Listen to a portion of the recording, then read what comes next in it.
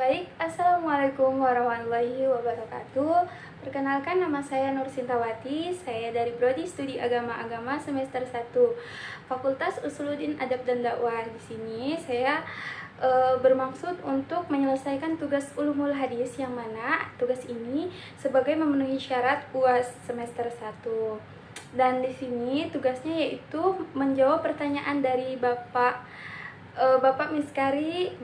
Miskari LCMHI. Mohon maaf apabila ada salah penyebutan nama Bapak. Oke, lanjut saya, yaitu yang pertama, sebutkan pengertian hadis doif, dan yang kedua, sebutkan macam-macam hadis doif dari yang tidak bersambung sanadnya. Yang ketiga yaitu sebutkan hadis doif yang tidak adil perawinya. Yang keempat yaitu apa pendapat ulama tentang hadis doif. Nah, yang kelima, sebutkan contoh-contoh hadis doif yang tidak boleh diamalkan dan boleh diamalkan. Baik, itulah tadi pertanyaan dari Bapak Miskari LCMHI. Dan di sini saya akan memaparkan hasil jawaban-jawaban saya. Yang pertama yaitu sebutkan pengertian hadis doif. Nah, sebelum saya menjawab pertanyaan ke intinya, saya akan menjelaskan dulu sedikit tentang hadis.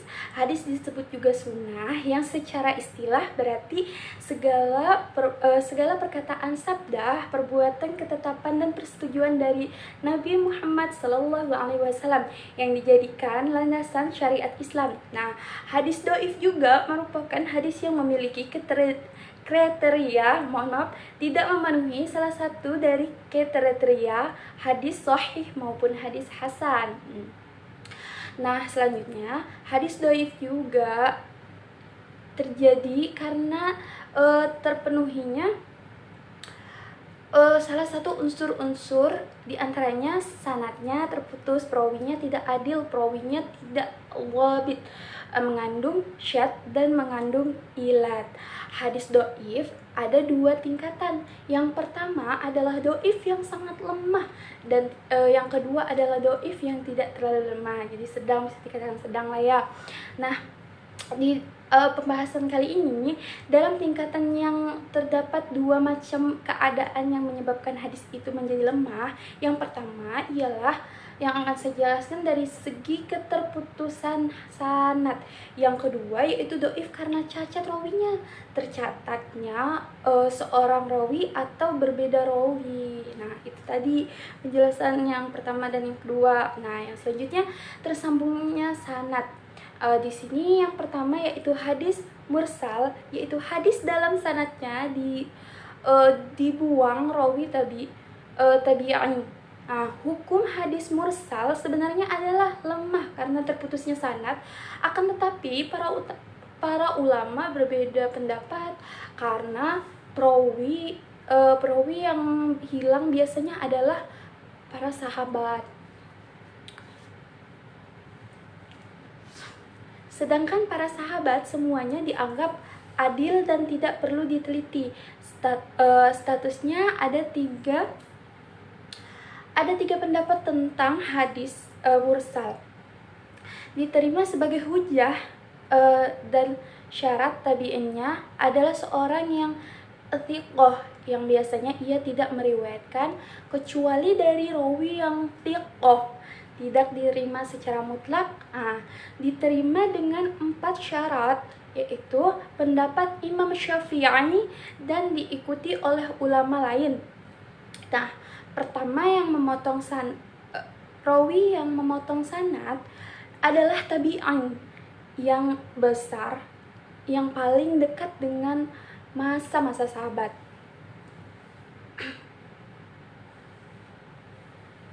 Dia selalu meriwayatkan hadis dari thiqah.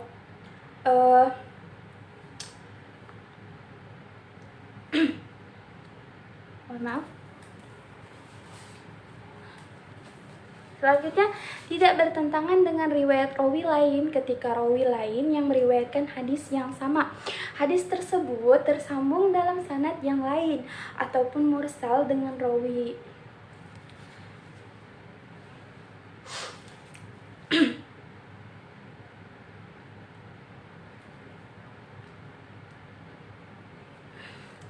sesuai dengan perkataan seorang sahabat ataupun fathah para ulama. Hadis, dan selanjutnya ini hadis mu'alak, yaitu hadis dalam sanadnya dibuang seorang rawi atau lebih secara berturut-turut dari awal sanadnya, hadis dari sanadnya. Nah, selanjutnya hadis muqatih, hadis yang dalam sanadnya hilang seorang rawi atau lebih sebelum sahabat dengan tidak berurutan. Nah, hadis mudallas, hadis yang dalam sanadnya terdapat rawi yang menyembunyikan aib sanad tersebut. Zohir, hadis tersebut seolah-olah sahih. Hadis selanjutnya yaitu hadis mudhal. Hadis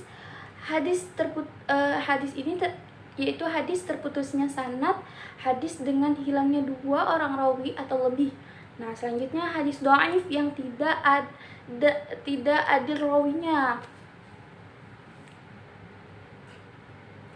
Di sini yang tidak adil rawinya adalah hadis mursal, hadis mudallas, hadis mudhal, hadis muqadhi, hadis mu'allaq.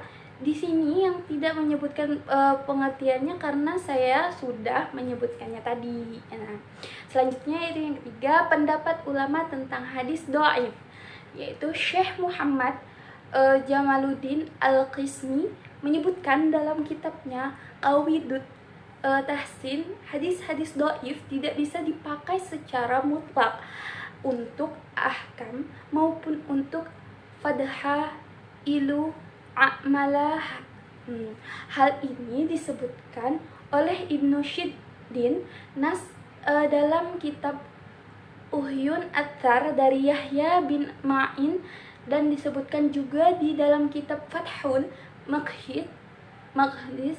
Ulama yang berpendapat demikian adalah Abu Ibnu Abai, Imam Al-Bukhari, Imam Muslim, dan Imam Ibnu Hazm. Menurut Syekh Muhammad Ansharuddin Al-Albani rahimahullah, ahli hadis zaman sekarang ini, ia berpendapat Imam Bukhari ini yang benar-benar dan aku tidak meragukan tentang kebenarannya. Menurut para ulama, hadis dhaif tidak boleh diamalkan karena pertama, hadis dhaif hanyalah mendatangkan sangkaan yang sangat lemah, jadi masih menerka-nerka. Orang yang mengamalkan sesuatu dengan persangkaan atau menerka-nerka masih belum pasti gitu kan, bukan sesuatu yang pasti diyakini keduanya. Yang kedua yaitu kata-kata fadhah ilul amal, menunjukkan bahwa amal-amal tersebut harus sudah ada nashahnya yang sahih. Adapun hadis dhaif itu sekedar penambahan semangat targhib atau untuk mengancam tabi'in dari amalan yang sudah diperintahkan atau dilarang dalam hadis atau riwayat yang sahih. Ketiga, hadis dhaif itu masih meragukan apa sabda Nabi Muhammad SAW atau bukan. Nah, yang selanjutnya itu yang keempat, penjelasan Syekhul Islam Ibnu Taimiyah tentang perkataan Imam Ahmad, apabila kami meriwayatkan masalah yang halal dan haram, kami sangat keras, harus hadis yang sahih nih. Tetapi apabila kami meriwayatkan masalah fathah taghrib wa tahrib, kami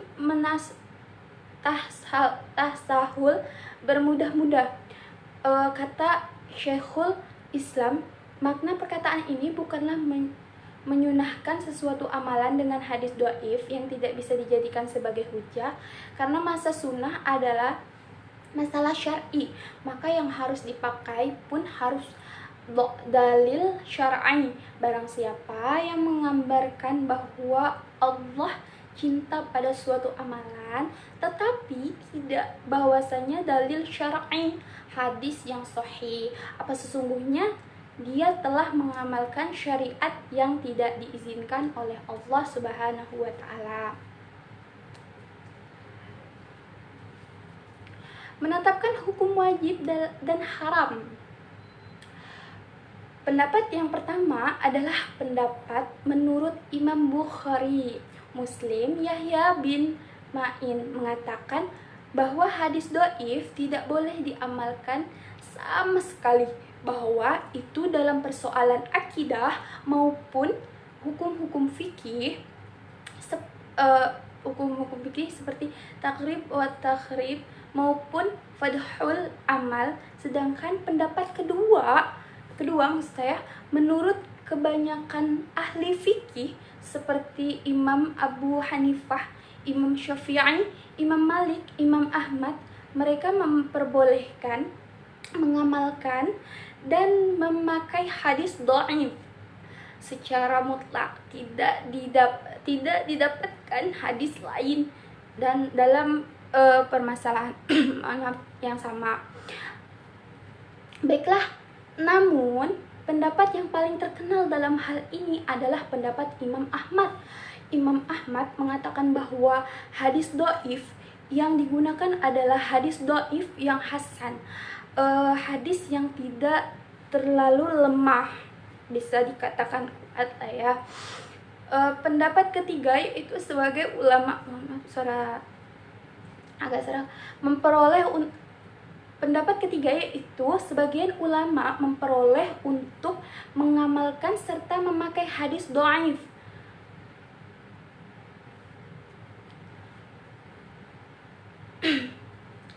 Dengan catatan, yang pertama harus dalam hal taghrib wa tahrib, motivasi beramal dalam ancaman bila bermaksiat.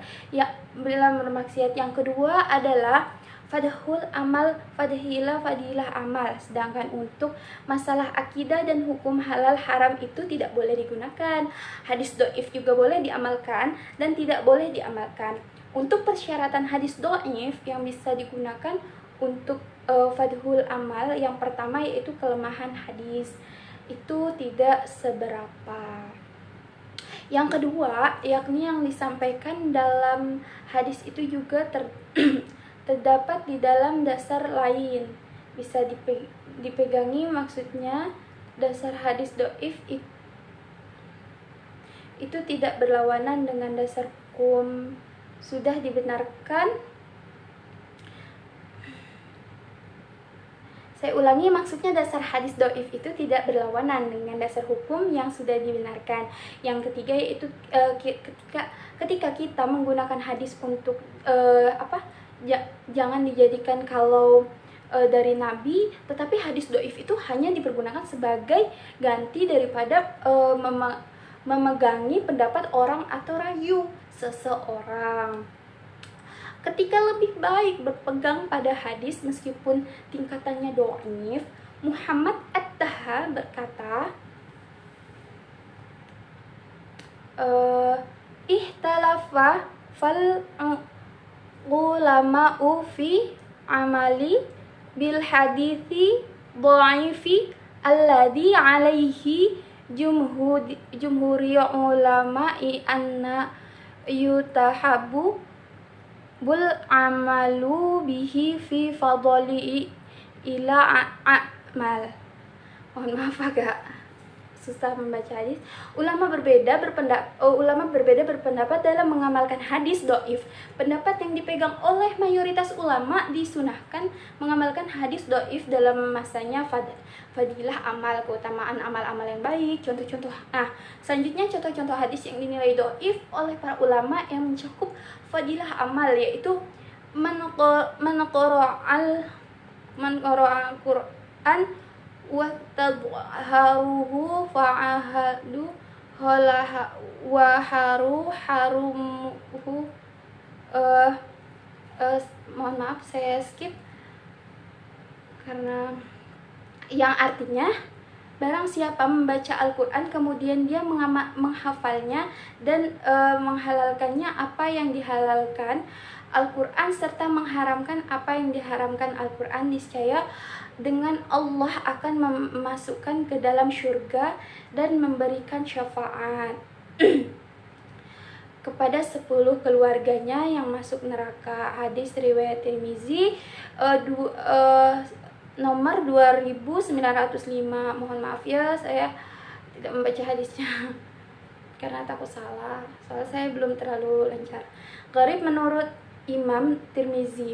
Hadis di atas menegaskan keutamaan seorang hafiz Al-Quran yang hidup bersandarkan Al-Quran sehingga insya Allah masuk surga dan diberikan kesempatan menyelamatkan 10 anggota keluarganya. Jadi Masya Allah sekali yang menghafalkan Al-Quran. Di dalam hadis itu udah dinyatakan bahwa dia bakal menyelamatkan 10 anggota keluarganya yang masuk neraka. Itu tadi udah diriwayatkan hadis yang benar-benar, walaupun hadisnya lemah, menjadi hafiz Al-Quran adalah suatu hal yang baik dan topang